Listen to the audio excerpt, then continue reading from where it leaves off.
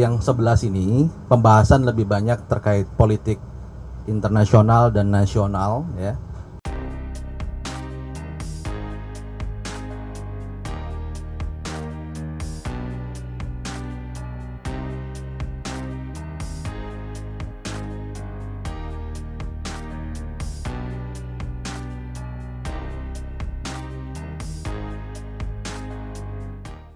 Yang sebelah sini pembahasan lebih banyak terkait politik internasional dan nasional, ya. Kita membahas terkait bagaimana komunikasi politik yang dilakukan oleh pimpinan kami dengan Presiden terpilih Bapak Prabowo Subianto. Kita sedang menjalin penjajakan, ya, hal-hal apa yang bisa kita sinergikan terkait bagaimana Indonesia ke depan. Jadi tahapan masih sampai ke sana. Tentu terkait pilkada DKI Jakarta juga sempat juga dalam proses pembahasan, tapi bukan menjadi pembahasan utama di dalam musyawarah Majelis Syuro kali ini. Ya. Jadi begini. Oke.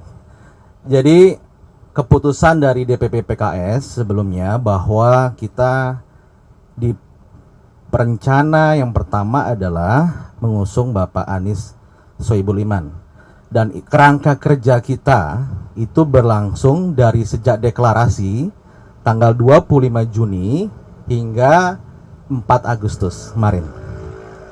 Karena sampai 4 Agustus kemarin kursi yang harus dipenuhi yakni 22 kursi belum terpenuhi, maka kita DPP PKS memiliki ijtihad untuk membuat opsi-opsi lainnya. Salah satu opsinya adalah kita membangun komunikasi dengan Koalisi Indonesia Maju.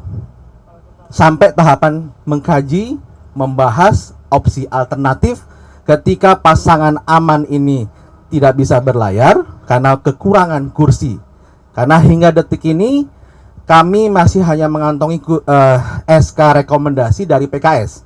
PKS walaupun partai pemenang di Jakarta, kita memiliki 18 kursi, masih kurang 4 kursi. Tentu sebagai partai politik, ketika kita belum memenuhi kursi tadi, ya, kandidat yang kita usung tidak bisa berlayar hingga saat ini.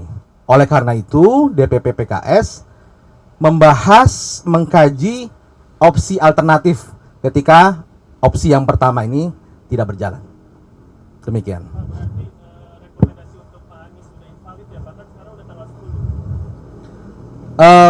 Rekomendasi kerangka kerja tadi terkait pasangan aman itu berakhir sampai tanggal 4 Agustus.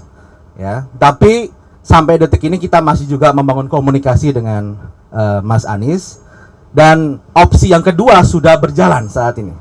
Ya, kalau sebelumnya kerangka kerja kita tanggal 25 Juni hingga 4 Agustus itu opsi satu saja, tidak ada opsi yang lain. Ya, ini pasangan Anies Sohibul Iman. Itu pada kerangka kerja 25 Juni hingga 4 Agustus. Tapi ketika tenggat waktu 4 Agustus itu sudah lewat, maka opsi kedua inilah yang ingin kita kaji, kita bahas, dan kita perdalam. Itulah kemudian pimpinan kami berkomunikasi dengan pimpinan partai politik lainnya termasuk dengan Koalisi Indonesia Maju. Sekarang kita mendalami komunikasi di opsi yang kedua. Lebih mendalami opsi kedua ini dengan pimpinan Koalisi Indonesia Maju.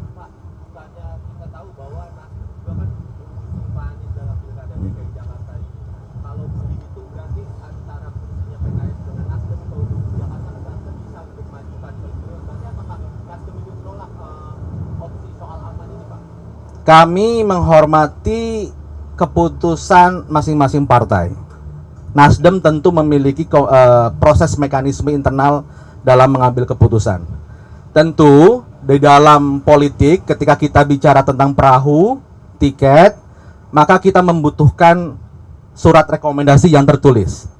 Dan dalam kerangka kerja 25 Juni sampai 4 Agustus, SK yang kita dapatkan hanya SK dari PKS.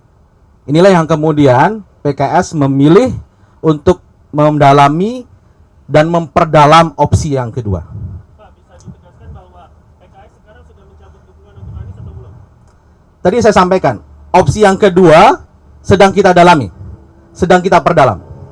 Sehingga kalau opsi yang pertama sudah kita lakukan dalam tempo yang cukup lama, yaitu 40 hari tadi, dari 25 Juni sampai 4 Agustus, kita sekarang memperdalam, mengkaji, mengeksplorasi opsi yang kedua, yakni dengan pimpinan dari Partai Koalisi Indonesia Maju. Demikian.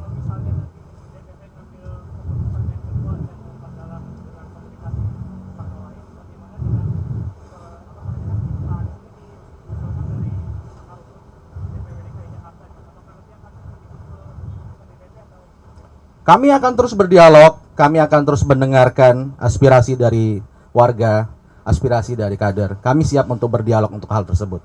Tentu ini kan proses sedang berlangsung, ya. Proses sedang berlangsung, komunikasi terus dijalin, ya. PKS juga kita pimpinan juga inklusif, ya, mendengar masukan, mendengar aspirasi apa yang sedang disampaikan oleh warga. Demikian.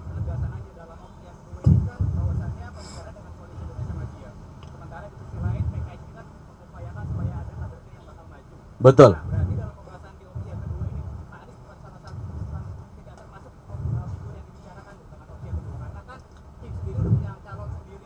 Oke. Jadi keputusan PKS yang tidak berubah sejak awal adalah karena aspirasi mandat dari warga Jakarta tertinggi itu di PKS karena kita pemenang pemilu, maka PKS memutuskan kadernya untuk maju sebagai calon gubernur atau sebagai calon wakil gubernur. Itu keputusannya. Kemudian yang di opsi yang pertama kita kan mengusung Aman, dan di situ ada kader kita Bapak Muhammad Soebul Iman. Dan sekarang di opsi kedua juga sama, kita mengusulkan apakah kader kita maju sebagai calon gubernur atau sebagai calon wakil gubernur. Begitu. Tentu ini kan opsi 2 beda dengan opsi pertama. Ya. Oke.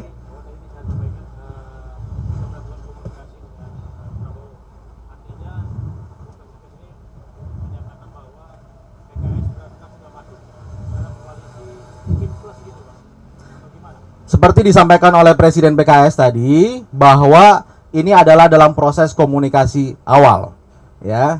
Kita pimpinan PKS bersilaturahim, ya, sebagai kawan lama, sahabat lama yang dulu mengusung 2014, 2019. Tentu komunikasi politik sangat baik, dan itu yang sedang kita ikhtiarkan. Mengenai keputusan hingga saat ini, ya, itu kita mendengarkan aja nanti arahan langsung dari Ketua Majelis Syuro atau dari Presiden PKS terkait keputusan tersebut. Jadi saat ini kita masih dalam tahap berkomunikasi, menjalin silaturahim, ya, terkait hal-hal kebangsaan ke depan.